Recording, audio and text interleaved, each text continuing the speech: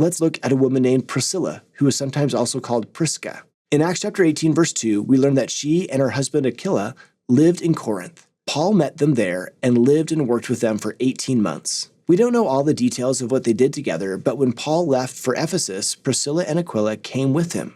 Paul left Ephesus, but Priscilla and Aquila stayed. A missionary named Apollos came to Ephesus and started preaching. He was a really good preacher, but he didn't have all the details right.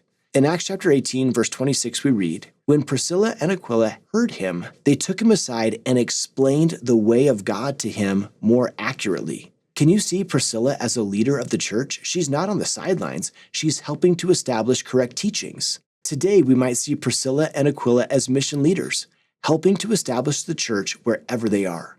Jump over to Romans chapter 16. Here Paul is writing a letter and says, "Greet Prisca and Aquila, who work with me in Christ Jesus and who risked their necks for my life, to whom not only I give thanks, but also all the churches of the Gentiles." Can you sense in Paul's words how much Priscilla and Aquila have done? They've risked their lives for Paul. Paul says all the churches of the Gentiles give thanks to them. Verse 5 says, "Greet the church in their house," suggesting that Priscilla and Aquila have opened up their home and are hosting church meetings.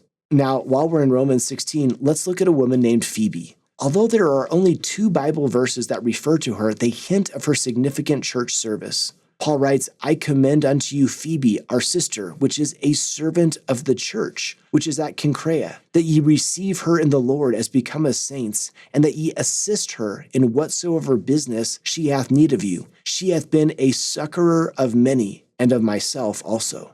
Can you see how Lydia, Priscilla, and Phoebe, they're not backstage players doing minor work. They are leading out to establish the church and bring it forward.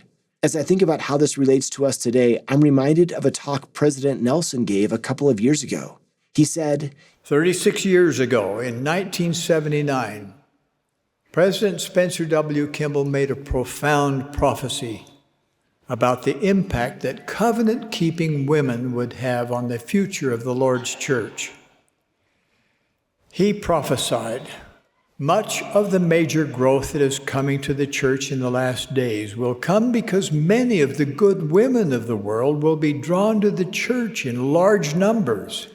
This will happen to the degree that the women of the church reflect righteousness and articulateness in their lives, and to the degree that the women of the church are seen as distinct and different in happy ways from the women of the world." Close quote.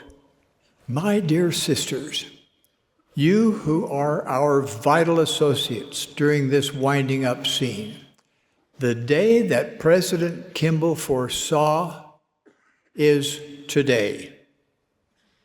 You are the women he foresaw. Your virtue, light, love, knowledge, courage, character, faith, and righteous lives will draw good women of the world along with their families to the church in unprecedented numbers. To see more videos like this one, simply search Seeking Jesus.